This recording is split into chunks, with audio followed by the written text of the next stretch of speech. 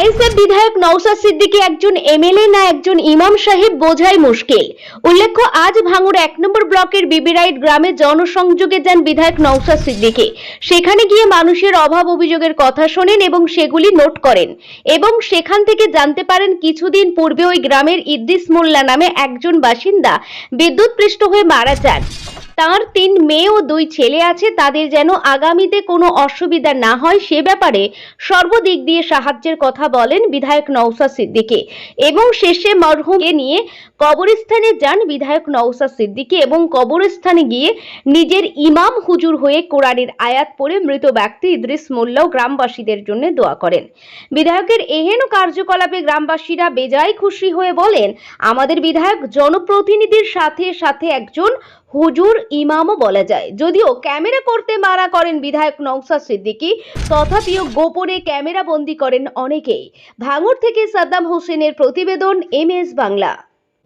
আমি কি বলেছি, এই যে ভাঙড়ের দুটো হসপিটাল, এখানে যদি একটু বড় কোনো সেলাই কেটে যায় ট্রান্সফার করে দেয় কলকাতাতে, বড় চিকিৎসা করতে গেলে কলকাতা যেতে হয়, এখানে সেই মতো হয় না।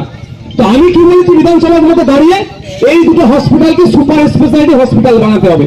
কারণ এখান থেকে যদি ট্রান্সফার আপনাকে করা যায়, একটা গাড়ি ভাড়া লাগবে, একটা রোজ যাবে, আমার ভাঙড়ের মানুষরা আর্থিকভাবে দুর্বল, ওটা বিয়ার করতে পারে না।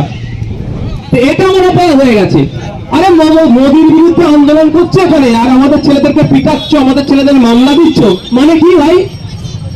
এটা তো তৃণমূলের বিরুদ্ধে আন্দোলন ছিল না, ছিল মোদির বিরুদ্ধে, বিজেপির বিরুদ্ধে। তাহলে আমাদের ছেলেদের বিরুদ্ধে মামলা দিচ্ছ কেন? মোদির বিরুদ্ধে কথা বললে যাদের বুক চিনচিন করে তাদেরকে ভোটের মাধ্যমে নিশ্চিতভাবে ভাঙড়ের মানুষ বুঝিয়ে দেবে। তো আমি দায়িত্ব নিয়ে বলছি, 2026 সালে ওর থেকে 26,151 নয়, তার থেকে অনেক বেশি মার্জিনে আমাকে জিতিয়ে পাঠাবে। এই যে আমার কল্যাণ করা,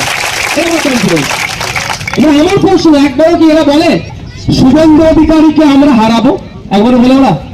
যে শুভেন্দু অধিকারী মুসলমানদেরকে, মাদ্রাসাকে, মুসলিম মহিলাদেরকে, মুসলিম ছেলেদেরকে কখনো বাংলাদেশি, কখনো জিহাদি, যা ভাষাই পাচ্ছে গালাগালি করছে, এই শুভেন্দু অধিকারীকে হারাবার কথা একবারও বলে না। তো বিজেপিকে হারাবার কথা একবারও বলে না। সব আমাকে কেন? আমি তোদের বন্ধু হতে পারিনি।